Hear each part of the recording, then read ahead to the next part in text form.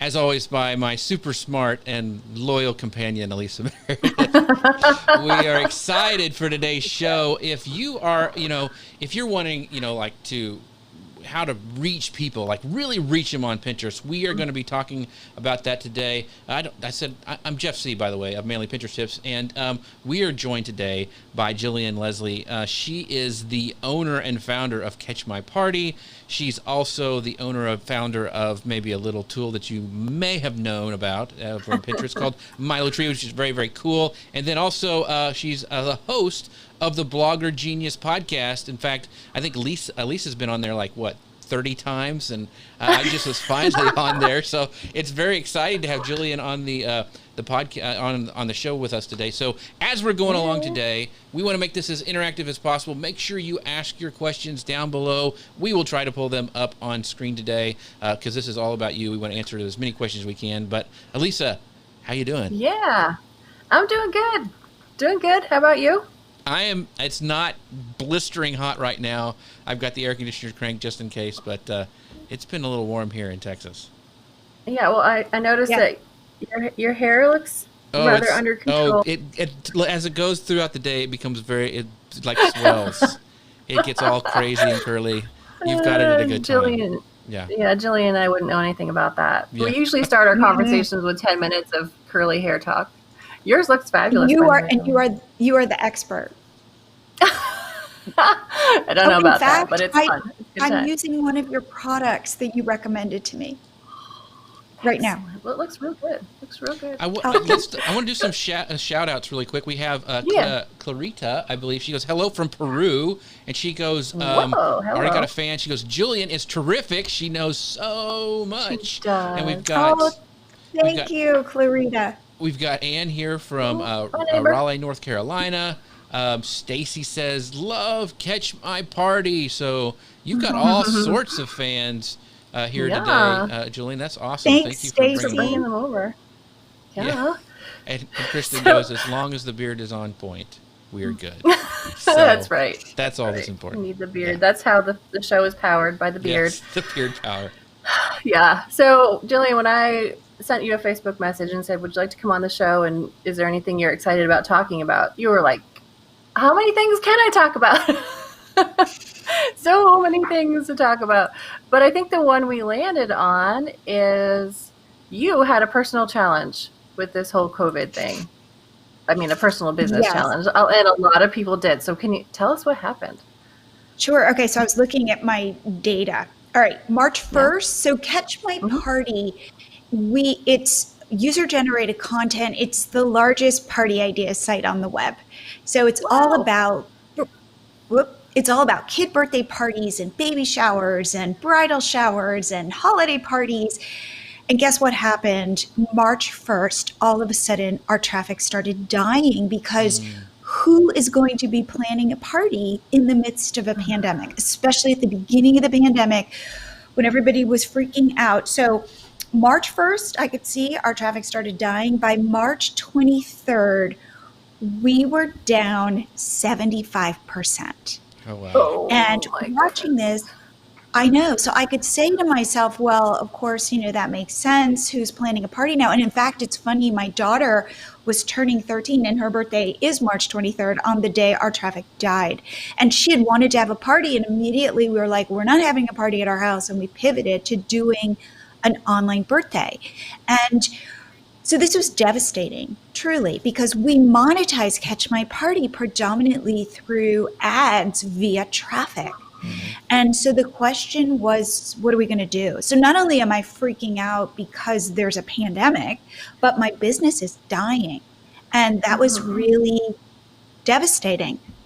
So ultimately, we had to think, what do we do? And immediately, we realized that our content not only was what was, people were not looking for our content, but, we share beautiful parties on Instagram, for example, and Facebook and all of these sites. And we thought to ourselves, are we totally out of touch? People are sheltering at home and we're kind of sharing stuff that's like, check out this beautiful party. It felt like we were not necessarily being sensitive. to where the world was. And then what we ultimately decided very quickly was we needed to lean into this moment. So we immediately wrote a blog post on how to throw a virtual party. And by the way, right now, that is our number one post to this day. So what we had to do was we had to get scrappy, and we had to write really quickly, and we had to provide value, because people, one thing that I've learned now going through this is people still want to celebrate, and it can be on Zoom, but people still want to mark milestones. I think it's like part of our DNA. You know, I think it is something that helps us get through difficult times. Yeah. And so to talk about that and to really speak to people where they were was very beneficial. So we wrote this post and we pinned it all over Pinterest with multiple pins that looked different. And then we saw we were getting traction, and we started to build off of this post. Very cool. So what else could we do, where we said, okay, the first post was very general, like here are some different platforms you could host your virtual party on, like Zoom or Google Hangouts or whatever. And then we got more granular. So my daughter, turning 13, we threw her a virtual party, and I immediately wrote a blog post, how to throw a teen birthday online, because that's a very different experience than, say, a baby shower or a first birthday. And she did this cool thing where she had her friends play games online using this thing called Jackbox that she found. Oh, yeah. So I did it. Right, like a detailed post, how to do that. And guess what? That one started to rise. Okay, and you're still doing the same thing, like creating multiple pin images for each one. And linking all of our posts together so that if you come for, let's say you land on our site via our general how to throw a party online post, we then are going to have a link underneath that says, hey, if you're thinking about throwing a teen birthday, here's a link to that. The other thing that we do on Catch My Party is we give away a lot of free printables. So we looked at our printables and we said, which ones can work virtually? Like what can you do? So we give away movie night printables, and we thought, okay, people can be throwing movie night parties at home, like even with your family. You could just print out these printables and like decorate and make it a little bit special.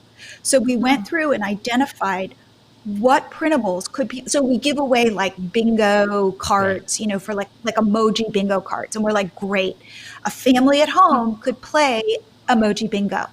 So let's write that post as a way to talk to people. Again, they are in they're nervous, anxious, they're spending lots of time with their families. How can we make that time fun? So that's what we started to do. So Stacy says this, she goes, and it's the best post ever. I throw elaborate parties every year for my daughter and was lost on how to host a virtual party. So your fans, like this was a great post. So one of the things I want to ask you, Jillian, is because, kind of maybe pull back a little bit and look about like how your business is. So like, do you have a staff of 50? I mean, it seems like you pivoted really quick. So how did you, do you have a huge staff to do this, or is it just like you? So kind of talk about like how your business is broken down a little bit, so people maybe who are in the same situation can maybe get some hope out of what you have done. Yeah, totally. And by the way, I just got in the dark. I'm like trying to get more light here. Here, hold on. You're good. Like the sun. I'm in Texas. The sun is the sun. Wait, which way do I go? This way. Okay. Yeah.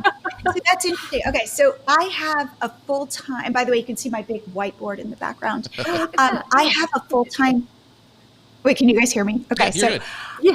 Okay, good. I have a full-time assistant, and actually she lives in Portugal. She's hopefully listening right now. And so together we come up with our content calendar. And we have a total, like we go live with posts like usually 3 times a week. But we did a powwow and we said, what can we do for this? And then because I wanted to write these posts quickly, I went on to Fiverr, which I love. And I hired somebody. I outlined the post and I said, hey, person who I don't know, who I'm just going to randomly hire. And I think it was something like $20. Right. And And it was like for $20, she would take my idea and she would write a post. And it was something like 1,000 words. Wow. And what that did, it didn't solve my problem. Meaning it wasn't like this is the post and then I could just copy it and paste it and put it in. But what it did was it pushed the development of the post. It just made it faster.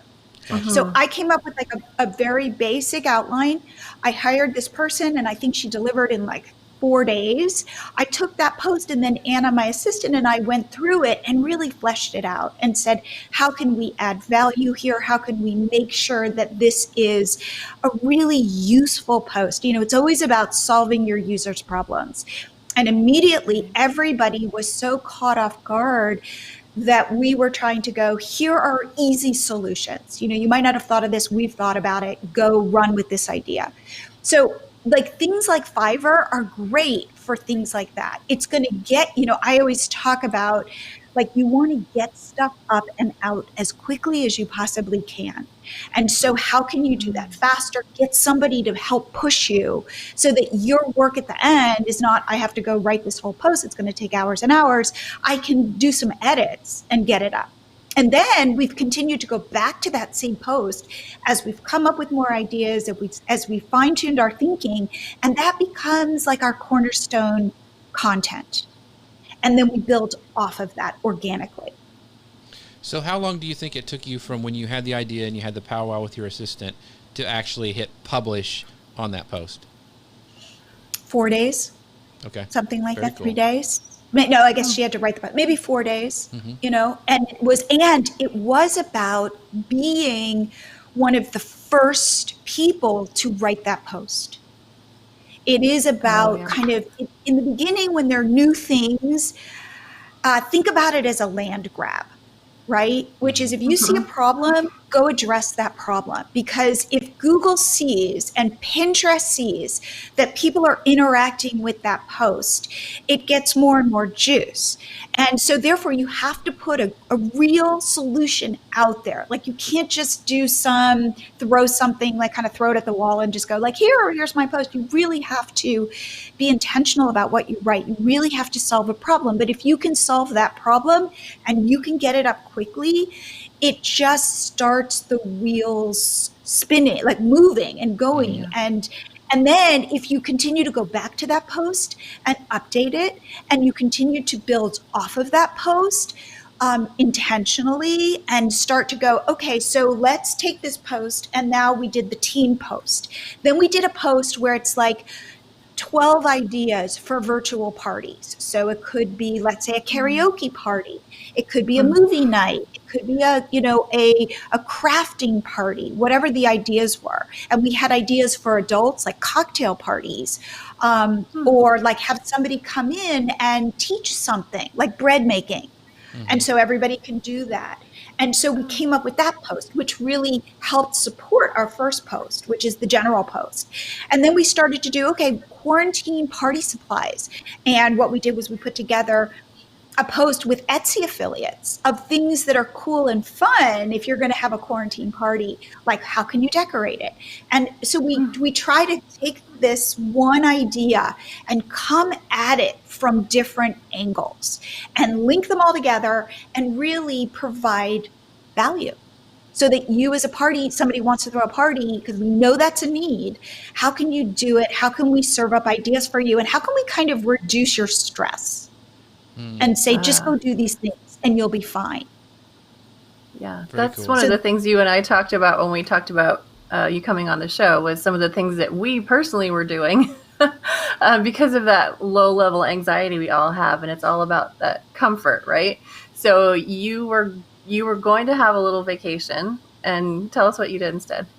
Okay, so this is this thing, which is, what are we all feeling right now? And we're all feeling, again, I can't speak for everybody, but at least the people that I'm talking to, we're all feeling this sense of unease.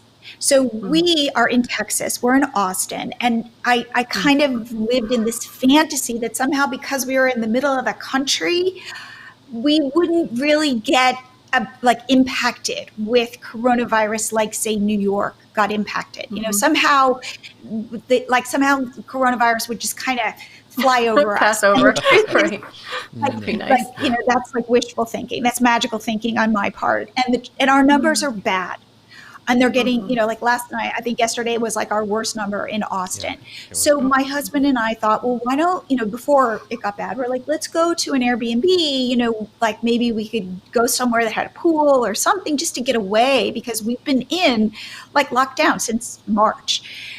And so we started looking, and then I realized that the idea of going away was giving me so much stress. Like, if we went to the Airbnb, you know, would I want to clean everything, and would I feel safe there? I feel safe in my house. So I thought to myself, you know, what I'm going to do is I'm going to take the money that we would have spent on the Airbnb, and I'm going to do something nice for myself. And I bought myself towels, you know, like nice kind of hotel towels. Yeah. Because truth is, like, I have towels that are like 15 years old, and they're crusty and they're kind of, you know, yucky. And I thought, well, this is the time to take that money and instead of go away, do something that makes my physical space feel nicer and makes me feel supported and safer and cozier. So again, that's where I am right now. I probably, if the world were not the way it was, I wouldn't be buying. I would be like, nah, I'm not going to buy towels. Like, that's for another day. Right. But it's for today, because it's exactly where I am. And you had that great story. Wait, share your story. Oh, my goodness. Share your story. All right. So I grew up in Maine, and there is this Italian sandwich pizza shop called Amato's. And it's partly a sentimental thing, but also they make the most amazing turkey provolone Italian sandwiches. I actually dream about this place sometimes.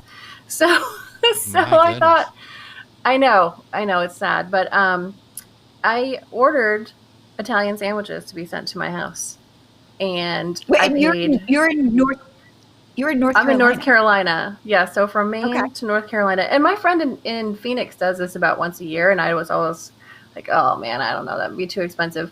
It was too expensive, but I'm not going out to eat. I'm not going on vacation. I'm certainly not going to fly to Maine this year and go to Amato's. So I did it, and I enjoyed that so much. So it's like you said, like, okay, I'm not traveling. You're not going to the Airbnb, but we are spending money on other things. So while some opportunities are shrinking, it's creating new opportunities. Yeah. So I'm just curious.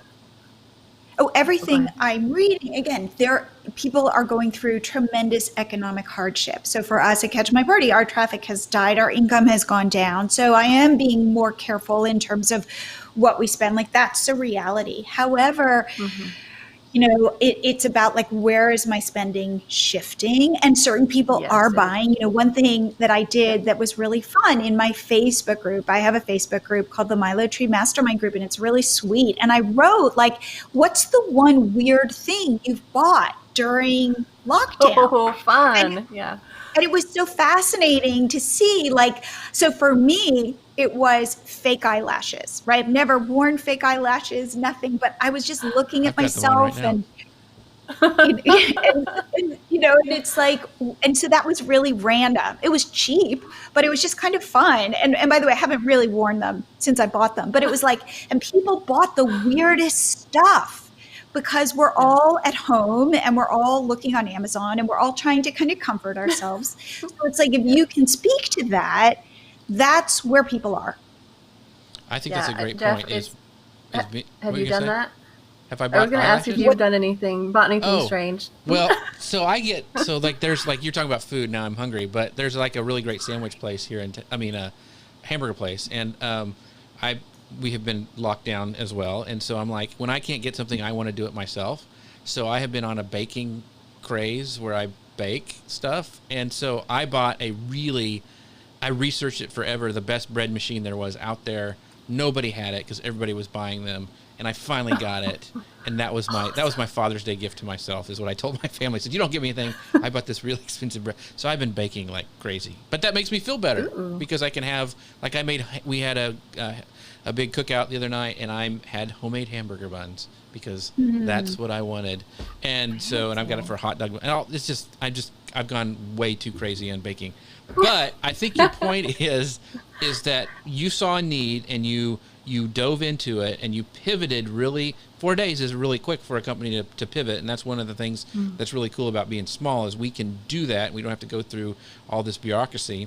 But the question I wanted to ask you is, so you said you made pins with that as well, and we talk a lot about Pinterest being something that's long-term and all that kind of stuff. When you pin those images, did you see traffic pretty quickly come from your pins, or did it take because that was such a popular thing and you got into it, like you said, it was a land grab, you got into it first. How quickly did you start seeing traffic come from those pins back to your website?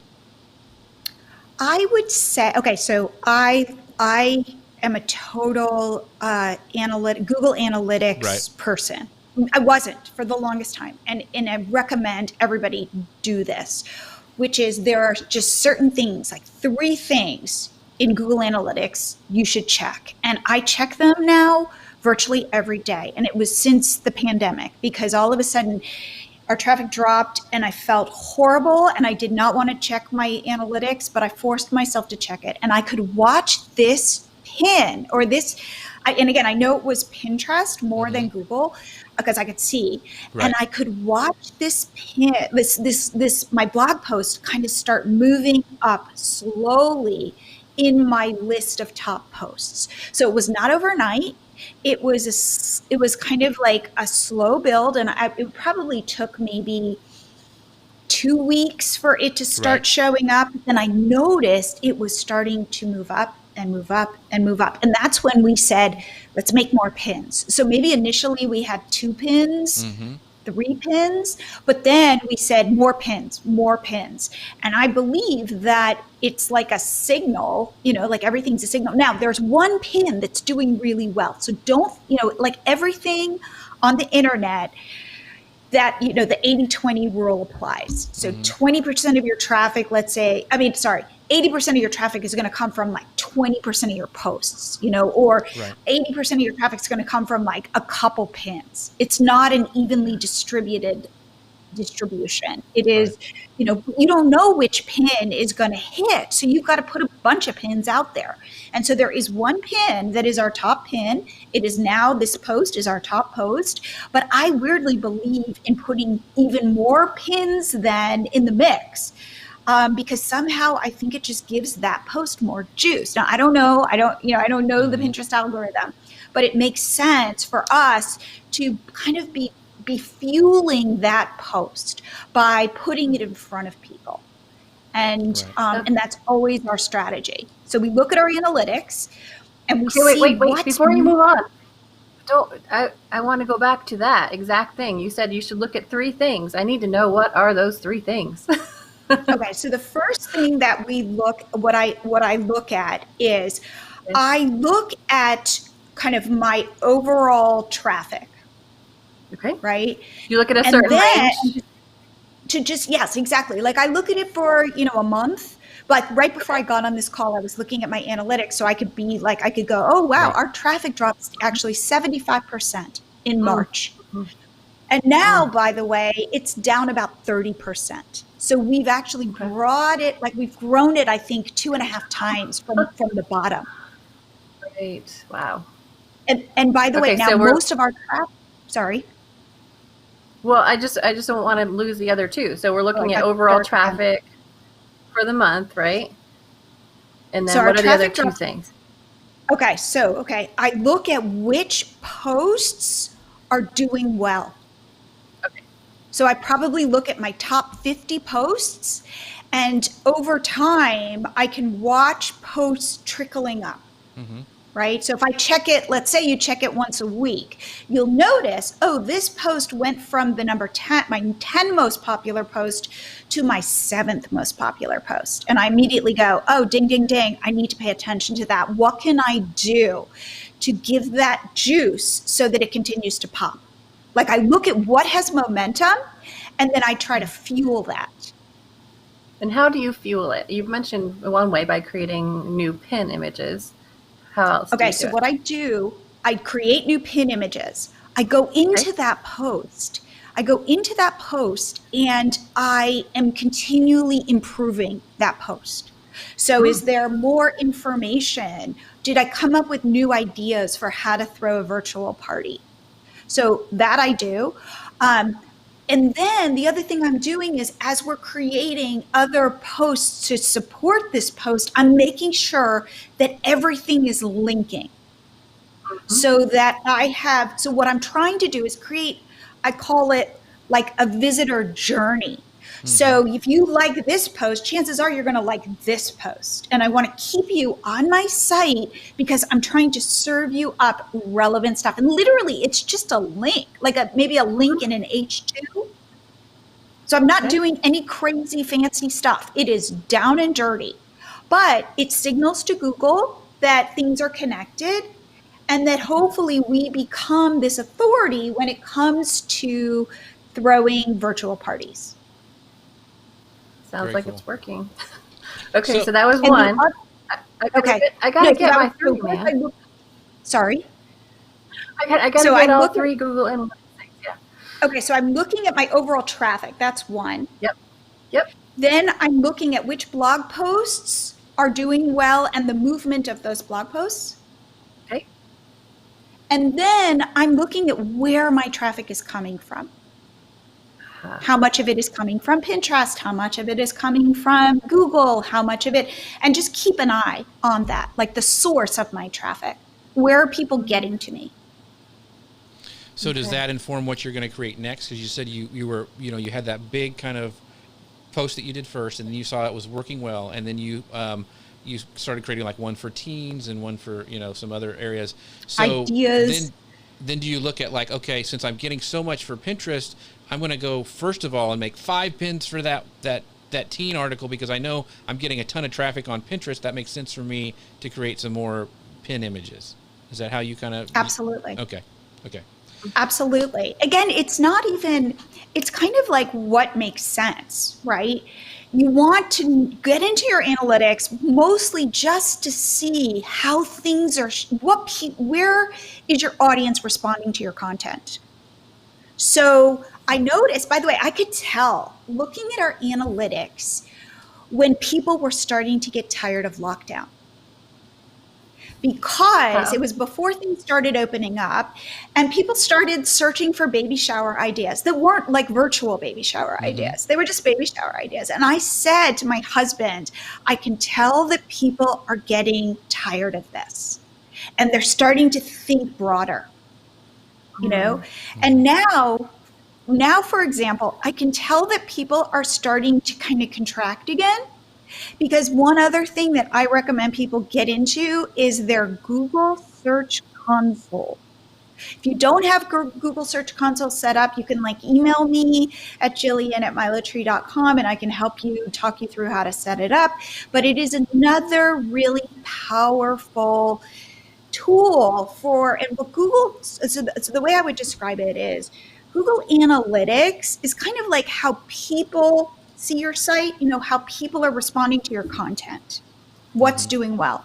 Google Search Console is kind of how Google is seeing your site, getting information about what blog posts have errors in them and things you need to fix so Google sees your site better. But Google Search Console will tell you what keywords people are using to end up on your site. Really so cool. One thing, for example, that I discovered in Google Search Console is people were using the term virtual parties for adults. And we don't really have a blog post of virtual parties for adults. So guess what we're in the middle of creating?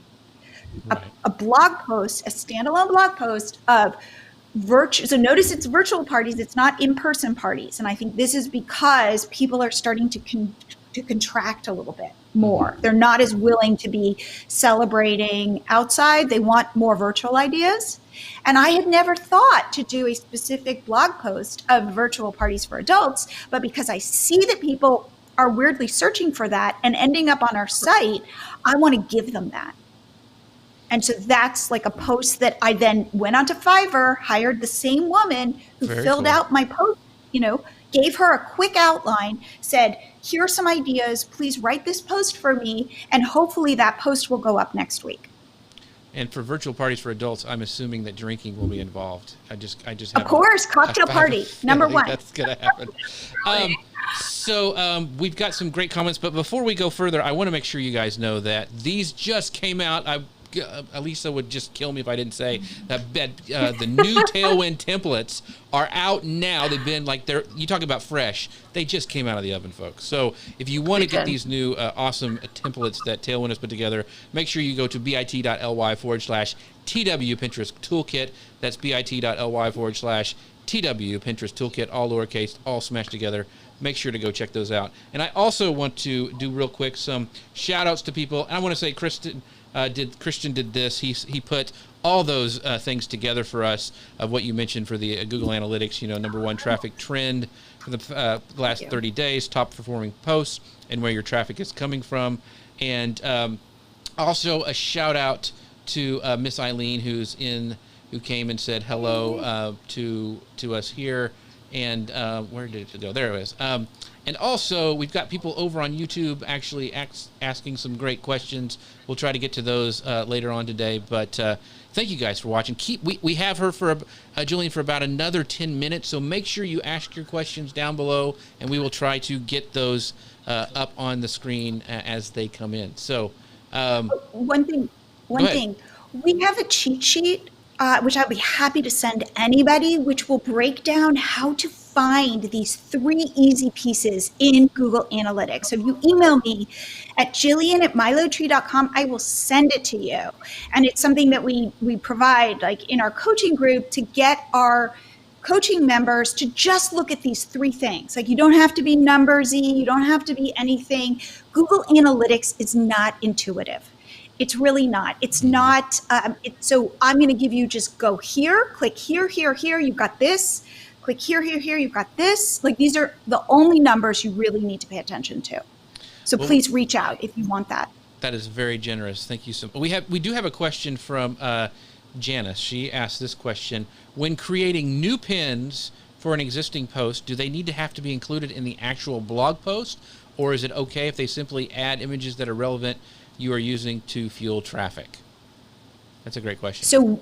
So for us, we're not swapping them into our post. We're literally just uploading them through Tailwind, using the little plus button, and we are just linking that image to the blog post. Now, what we're trying to do is make it relevant so that if you click on the pin and you end up on the blog post, it's not like you're going to have this, your brain's going to go, wait a minute, this is not what I thought it was. So it's very right. There's no disconnect. And so therefore, it might be a picture of a birthday cake. It might be somebody kind of looking like they're celebrating virtually, whatever. We want there to be this connection. However, it's not a perfect connection. And we're really just testing stuff to see, do people like a birthday cake?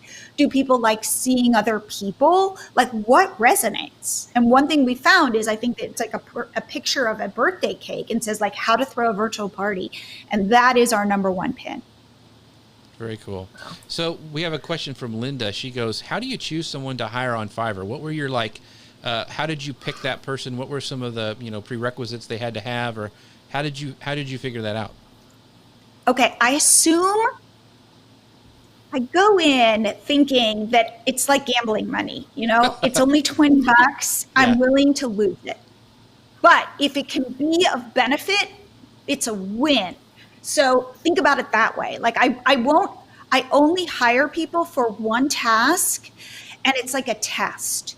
And I have to tell you, somehow, I have found a lot of success hiring people on Fiverr. I really have. It's been overall, I would say a 90% hit rate for me. For example, we have a logo for Catch My Party, and we designed it, 10 years ago. And we hired somebody to create it's not called a logo. It's called a logotype, as my husband corrects me. And literally it was a designer. And I want to say we spent probably $1,000 hiring this person to like sketch it out. And then all of a sudden we launched Milo Tree as our a second company. And I wanted the Catch My Party logo and the Milo Tree logo to be kind of connected. Mm-hmm. So I went to Fiverr and I hired somebody and I said, see Catch My Party. We didn't have an alphabet. All we had were the letters for Catch My Party. And I said, could you create a logo that says Milo Tree that kind of looks like the Catch My Party lettering? And do you know, I paid somebody, I want to say like $30. And that is the Milo Tree logo that we are using today. So cool. It's like amazing what you can hire somebody to do. Because the last thing I was going to do was spend another $1,000 to go rehire that guy, you know? So, okay. So it's gambling money, be willing to lose it. And don't be upset if it doesn't work out. It's $20. But then like, look at people's reviews, see what people say about this person. Like I only hire people who have like 5-star reviews. And again, could that be gamified? Sure. Like could that person get their best friends to write? Yes. And so again, it's $20. And again, I only hire them to do one task. I'm not hiring them full time. And chances are this person's going to deliver something and it probably will move me down the path. They might not get me to the finish line, but if they can move me down the path, it's worth it. So that's how I look at Fiverr. Very cool. Jillian, you also host a podcast, and we had both have been on. Yes, right. Yes, and it's a lot of fun too. So you should check it out. But have you had success with Pinterest promoting your podcast? I have had success. It's a very different animal. So we're not pinning anywhere near as much with Milo Tree, but you know what we're doing? We're actually running promoted pins, not for the podcast, but for Milo Tree signups. And that's been a whole different, it's like, I feel like for us, Pinterest is so many different things because our businesses are so different and we want different things from our businesses using Pinterest. So I would say that for Milo Tree, I want signups. I want people to sign up for our 30-day trial, you know? And so it's worth it to us to put money behind ads on Pinterest for Milo Tree, and it's totally not worth it to put money behind ads for Catch My Party. And I can kind of explain why that is. So I think about Pinterest for Milo Tree and for the Blogger Genius as very separate than I think about it for Catch My Party. Catch My Party, it's a total just driver of traffic. For Milo Tree, it's about getting customers. So very different. So is your podcast, does that funnel people to both of those businesses or just to Milo Tree, or how would you say your podcast fits into that? So it's funny. I'm a big believer in this concept called emergent business building, right? Which means that you build something, you're continually building something from what's already working. Just like how I explained that we did this blog post and it worked. And so we're starting to build content on top of it and kind of fueling it and trying to grow it based on our response from our audience. So we built Milo Tree for Catch My Party, actually, to grow our Pinterest followers because Pinterest was so important and is still so important at driving traffic. We built it, it's a pop-up, it gets people to follow us on Pinterest, predominantly people coming from Pinterest who come to our site, then see our pop-up and it says follow us on Pinterest. And of course, it's like a no-brainer for them. And it worked. And we thought to ourselves, hey, we could roll this out for other bloggers and content creators, and it would probably work for them. And guess what? It did.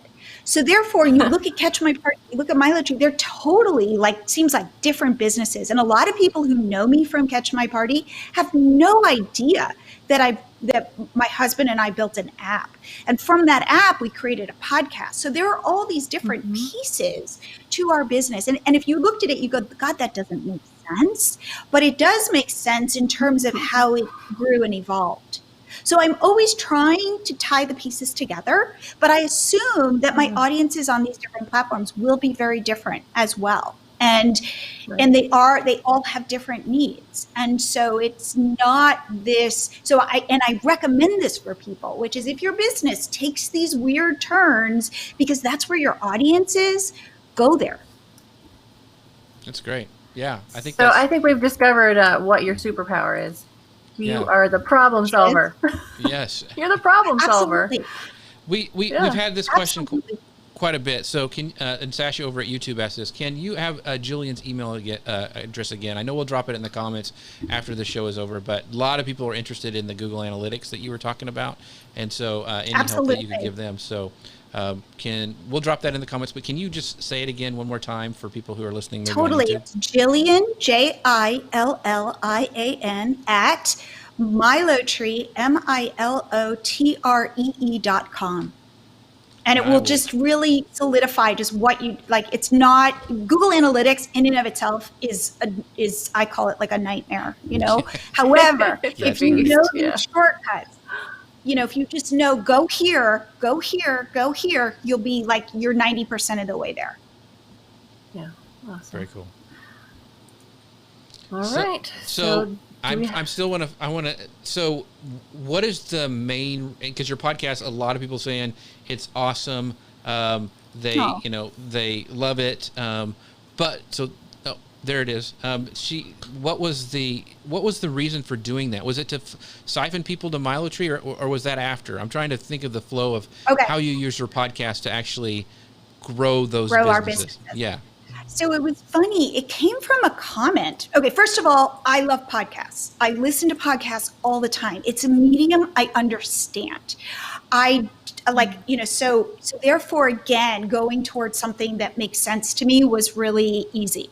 But it was because somebody said to me, wow, Milotree feels like this kind of cold app. Like, what is this? Like, why would I put this on my site? So I thought to myself, hey, I've got an MBA, I've built businesses now with my husband, David. And I'm really curious. I'm super curious.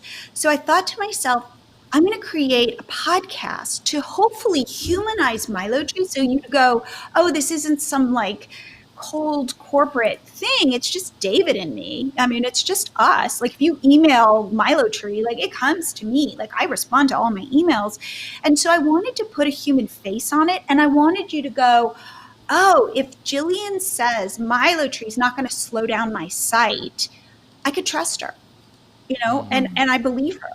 And I wanted, and also because I'm so curious, and Elisa and Jeff, both of you, I can get you on my podcast and ask you questions that are that help me grow and then help my audience grow. And I'm weirdly an introvert, but if I can talk to you, Elisa, I feel like we are really good friends, and we've Yes. only met in person one time. But because I get to go, hey, Lisa, come back on my show, it's this weird excuse to kind of hang out with. Yeah, it's Right. awesome. Yeah. That's why we And love so this I show get to too. I get to kind of make friends. It serves me so much as well. And hopefully I'm sharing real information to my audience to help them grow their businesses. Again, you were saying, I want to be of service. I want to make money, but I want to be of service. And Right. they can happen simultaneously. And so Yeah. but I will say the most satisfying part is when I can help somebody, Right. Jenny In Jones, fact, somebody, I was going to say, sorry. Jenny Jones I says was just- this. She goes, Google Analytics is the family tree from hell, which I've never heard before, which is great. And he says, that's why we need this cheat sheet. So they're thank you. They're saying, thank you so much for agreeing to help them with that. So a lot of people feel that pain Absolutely. there. So very, very cool. So what else, Lisa? You were going to ask some more questions, I know, and I've kind of hijacked some of your questions. But that's nothing new. No, I just real briefly, because I know it's been a big topic in your mastermind, about keeping focus and accountability even when things are strange and the kids are home and you're trying to work and the kids are all around and it's just craziness. What are your just two top tips for maintaining focus and getting stuff done? Okay. The first thing I want to say is it is totally natural to feel really high highs in your business and really low lows. And because we're kind of isolated. It's like me and my computer. It can feel very much like you're yelling into the abyss and nobody's listening. And especially with kids at home and just kind of this low level of anxiety that I think we all feel, we can bring that into our own businesses. So therefore, but I will say this, if you do a couple things, you'll succeed. One is listen to your audience, let them guide you. So you have a hypothesis and you hold it lightly because you don't know if it's going to work, and you go toward it, and then you start to see how your audience responds. So you need to make smart choices. But really the key is, and this is going to sound so pat and so kind of like duh, but it's true. If you can show up for your business consistently, even when it feels awful, even when you feel depressed, even when you feel like, what's the point? But if you can continue to show up and do the work, then you will succeed. If your business is something you can only show up for when the stars align, I promise you, it's a hobby. It's not a business. So therefore, what are ways that you can show up for your business? And I have this whole thing that I teach, which is how to one, do B- work in your business, right? Do not strive for A+ work. That is the path. Talk about the path to hell. Like that will keep you stuck. Yeah. But if you can show up and do B- work, which is above average work, it will continue. You will continue to work and create content and interact and do all of this stuff. It's like you have to find ways to get out of your own way, because a lot of times we are our own worst enemies. So I like this idea of doing sprints, which I use the Pomodoro technique, which is where you set a timer for 25 minutes and you go, and you do bad work, but you do work. It's kind of like me hiring the woman on Fiverr, which is, I don't think it's going to be perfect at the end, but she's going to push me far enough so that I can then finish it up. But I don't have to do that heavy lifting. And the way that you do that for yourself is by doing sprints, and you do like bad work where you just push and you get to that end, and then you can clean it up. But it's like, how are there these systems in place that you can continue to rely on? So when you wake up in the morning and the last thing you want to do is work on your business, you're still able to work on your business. I love Did that make sense? Yes. It's especially absolutely. The B- work. So that's great. I love that. So Jillian, thank you so much for all your advice you've given us today. We're going to have our segment with Julie here in a bit, but once again, go through the place where people can find out more about you, your business, all that, Milo Tree, all that stuff. So what's the best place for people to connect with you? Okay, so please just email me at either Jillian@catchmyparty.com or Jillian@milotree.com. I see everything that comes in and I respond to it. Also, if you give me your email address, I'll put you on our email list so you can you'll hear about my podcast and all the episodes that go live. Jeff, yours is going to go live in just a couple of weeks. Elisa, I want to have you back on the show because you're one of my favorite guests. Oh, wow. And so I've been doing my podcast called the Blogger Genius Podcast for, over 2 years. And what I love is I get to call you guys up and you're industry experts, and I get to pick your brains and go, what's working now? And so if you are growing your business, it is a great resource because I've got Pinterest experts on, or email experts, or other really successful bloggers. And so it's a great way to kind of figure out what is happening now. Like, I want the most kind of up-to-date information possible. So it's the Blogger Genius Podcast. You can Google it. You can find it on any podcast app that you use. And if you want the cheat sheet for Google Analytics, again, email me, Jillian@milotree.com, and I will be happy to send it to you. Awesome. So thanks so much, Julie. I mean, go check out our podcast, folks. Really, it's really great. Even Lisa's on there so many times. You know, it's not all about Lisa. There's other guests on there too. But it's really great. Wow. So make sure you go check that out. Julian, thank you so much for all your advice today. The comments have been blowing up today. We really appreciate you and your time with us today. Thanks so much. Yeah, please. So please, anybody reach out. I'd love to talk to you, especially during this time, you know? Oh, and one thing, if you're having a hard day with your business today and you just feel like, oh, I can't push that rock up the hill, email me. Just email me. Reach out to me. I understand. Aw, That's awesome. That's that's so so cool. kind. Thanks, Jillian. Thank you. We'll see you later. Bye. Thank you, guys. Bye. All right, so now we are going to get joined by Julie. She's going to hopefully join us really quick. But at this time, we want to make sure you guys go and download the brand spanking new, only 1 day old templates from Elisa Meredith. She did such a great job putting these together. Did you do them all by yourself?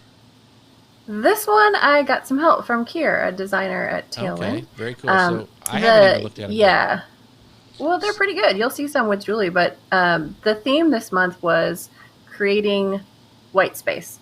So when you have images, and it's nice if you have an image that has lots of white space for your text, but what do you do if you don't?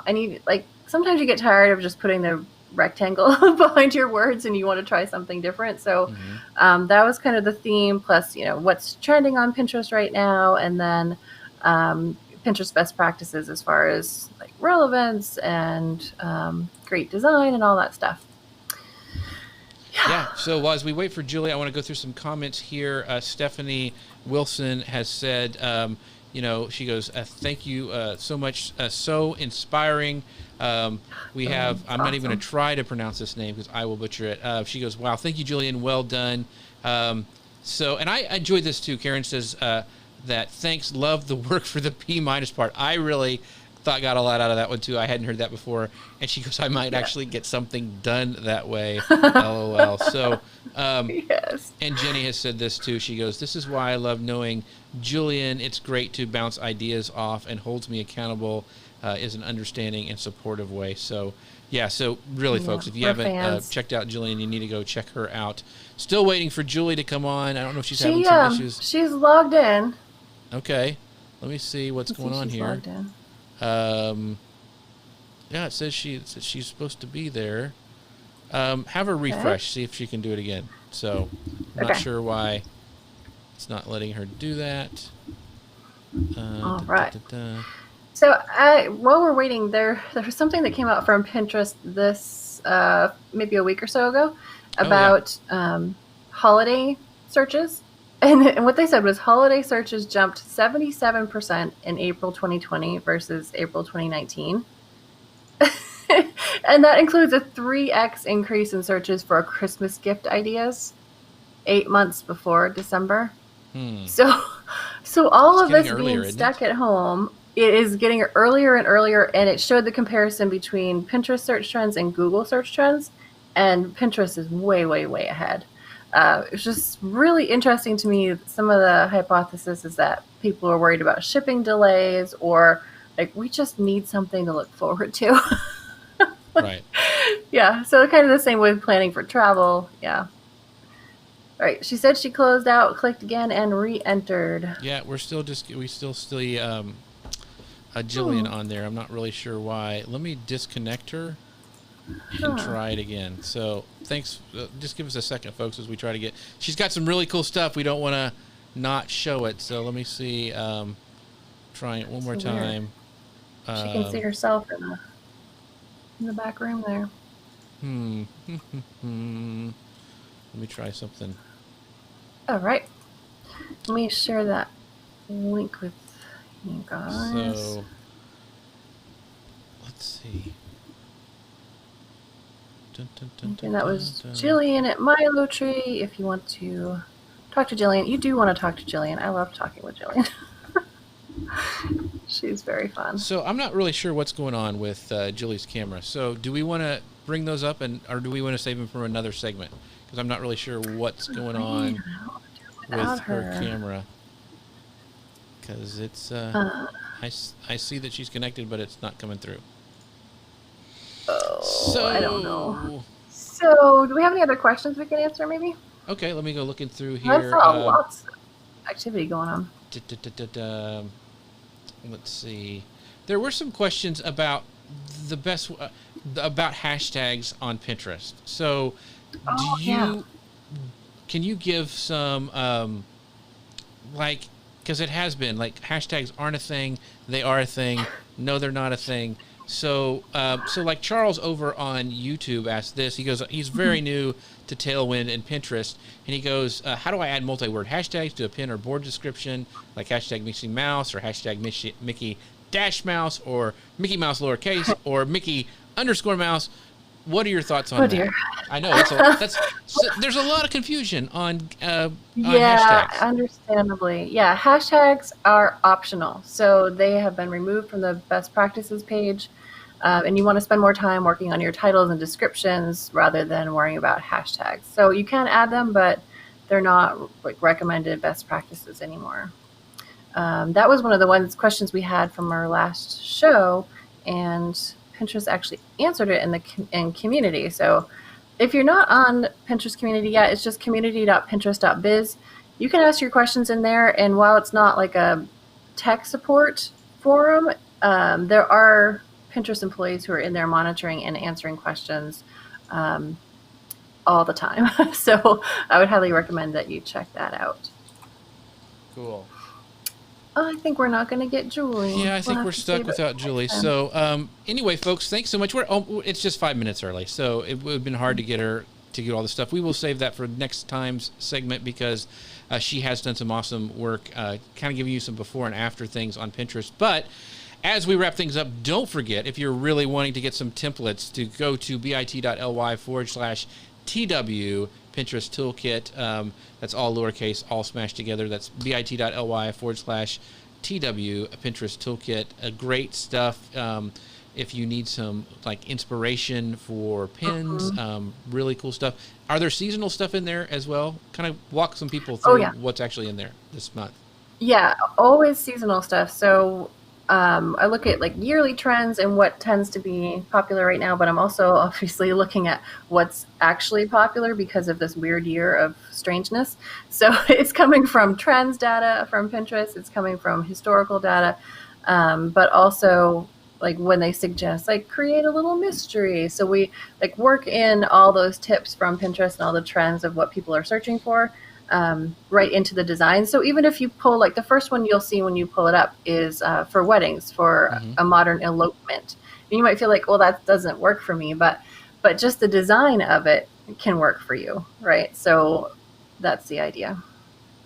So we have a couple questions. Do you have a couple more?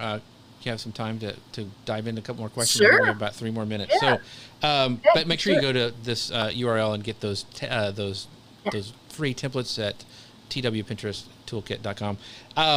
So here's a good one, and we get this a lot. So let's kind of do a broad overview of this one because we're getting a lot of people feel frustrated about this. And Leslie goes, can someone please address the drastic change in the Pinterest algorithm as of lately? Pin impressions and clicks have plummeted for so many bloggers who depend on Pinterest for business.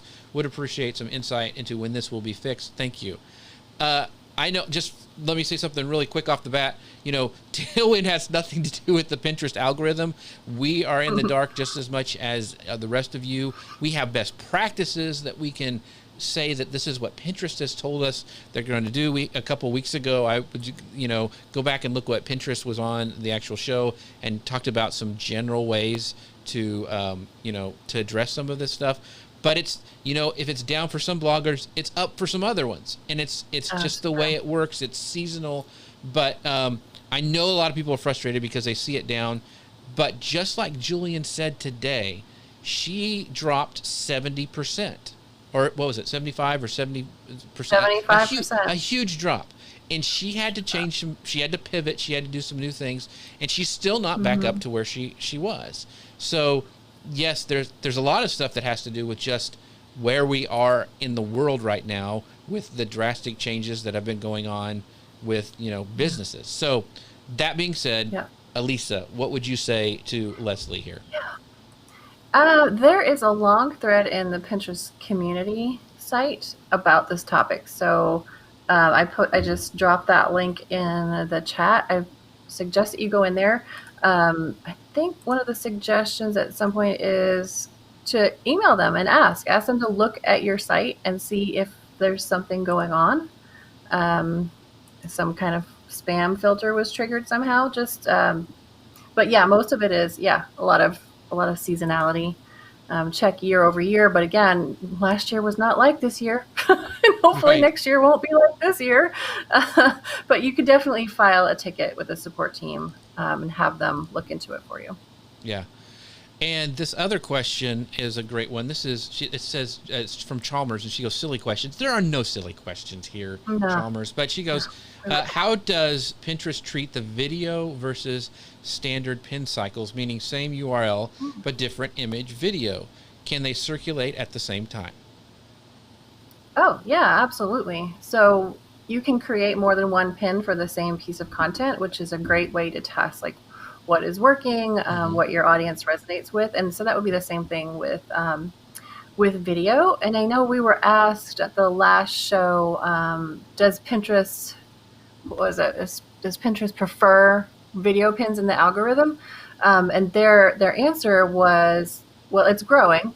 So views are up, demand is up 240% year over year, particularly in food, beauty, DIY, and entertainment, and home decor.